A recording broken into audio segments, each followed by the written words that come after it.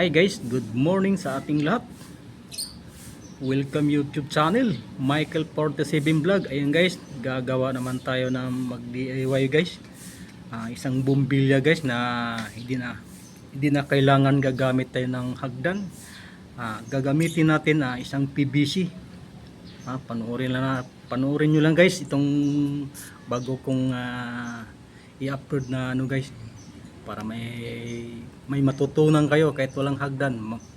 Maikabit yung isang bumbilya guys na hindi na kailangan gagamit ng hagdan. Let's go, samahan nyo ko guys. Ito guys ang ating PVC, kasi wala tayong ibang PVC na magagamit, no? Ang gagawin natin, hahatiin natin sa isa, dalawa. Ngayon lalagarin natin guys para makabit yung bumbilya. Dito natin ikakabit ang bumbilya guys.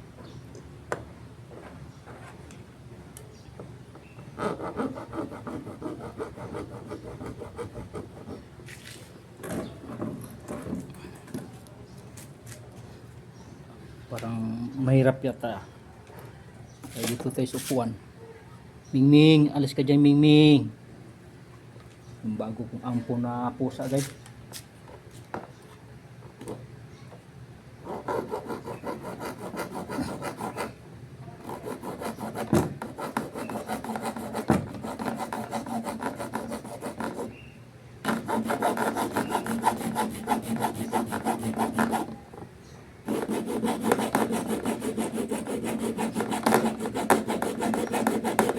Para makabit natin guys sa paraan lang sa ganitong paraan sa PVC.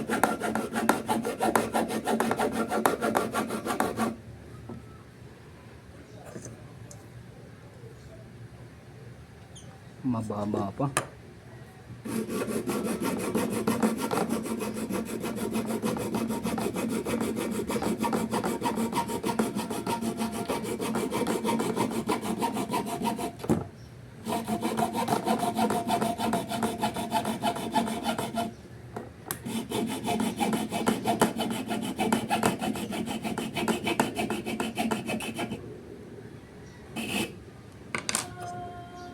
Kailangan masukat yan guys.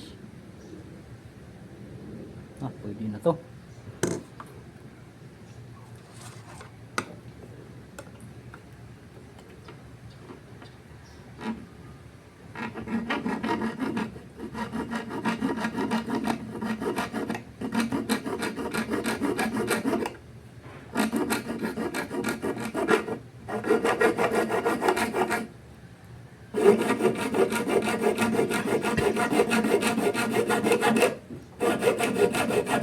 Ang puro naman itong magagari na to.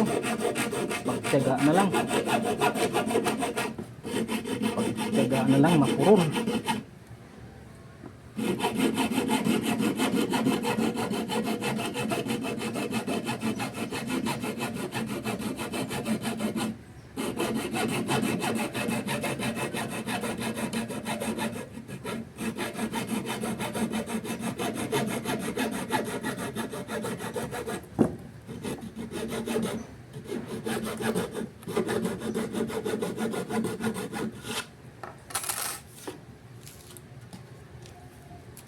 Full.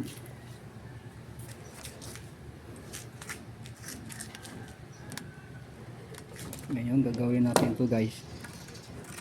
Panoorin nyo to guys kung paano ba natin mailagay itong bumbilya. Yan, bubuka mo lang konti yan guys. Ngayon gagawin yan paano natin ang lighter guys para lumambot.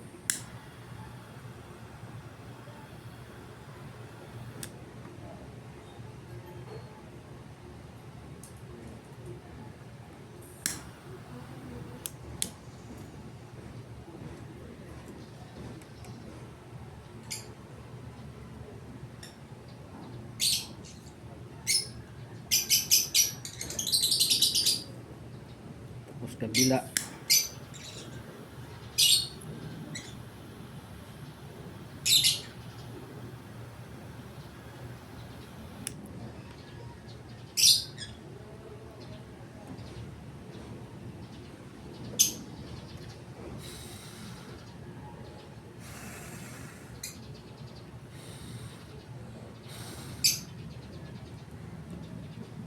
Yata nakita, di yata nakita. Ayan na, makita ni, in-adjust natin na yung camera.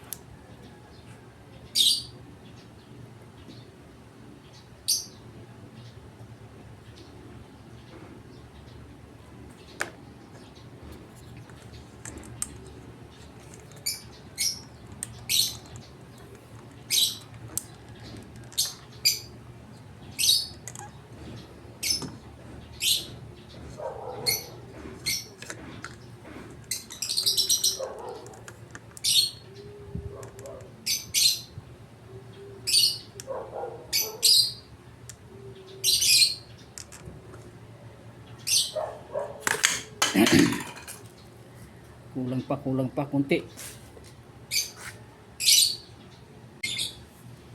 Yan guys, ganito ang forma guys. Yung ano niya, kailangan niya sa dulo baluktot siya. Yun ang magdadala na mag-lock sa bumbilya na ilalagay mo dun ng bumbilya. Yan, ganito yan. Yan, itong bumbilya, yan, tutulak mo lang yan pababa. Yan, yan, yan, maglalak na yan. Yan, pag nailagay mo na yan, ganito mangyayari. Ang pagdating mo dun sa pinakaano niya, pakanan na, kasi yung pakanan pala niyan yung baga tawag na pahigpit. Pahigpit yung para mag-lock siya. Tapos kung magpalit kayo, mapundi yung bumbilya, yan, pakaliwa ang ikot. Yan. Ngayon, pag ganitong klaseng bumbilya, nare-repair po ito. Ganitong klaseng bumbilya. Hindi lang to nare-repair po yan. Ang bawa, hindi nga yun umilaw. Pwede yan ma-repair. Kaya sa mga ano po ay ganyan ang gagawin nyo. Huwag nyo itapon yung ganitong klaseng na bumbilya. Kasi nare-repair po yan. Ngayon, ikakabit na natin to guys para malalaman nyo. Para makita nyo kung paano ba natin maikabit ang isang bumbilya na walang gamit na hagdan. Ayan. Tara guys, samahan nyo guys. Ayan guys, dito natin kabit siya. Dito. Kaso lang masyado rin maiksi. Kailangan ko rin na gagamit ng upuan para maabot. Ayan.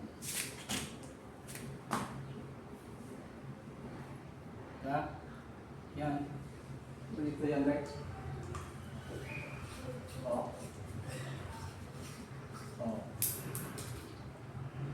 Yan, kasi pag nag-lock yan, ganyan na lang yan, puputin mong gano'n. Diba? Ngayon, ang gagawin yan, pag kay mapundi, pwede mo rin yan itulak pa gano'n. Nag-lock lang yan. Diba? Yan, pag kay tatanggalin mo pag nagpundi, iikutin mo lang yan. Diba?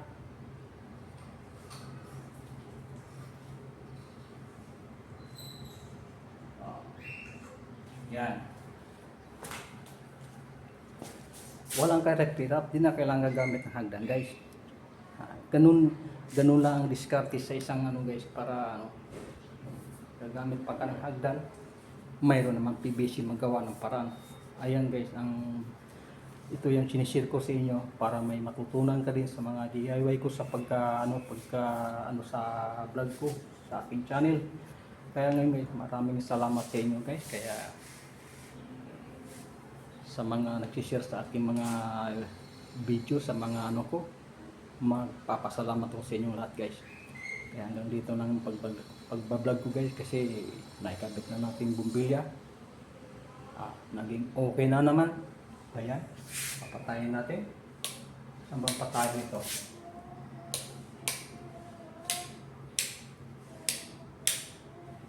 Aba, nalilito ako ata.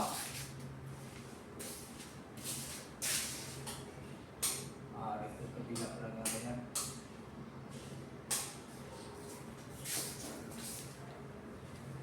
Kaya, yan, pinatay ko na. Kaya, thank you for watching. Bye-bye.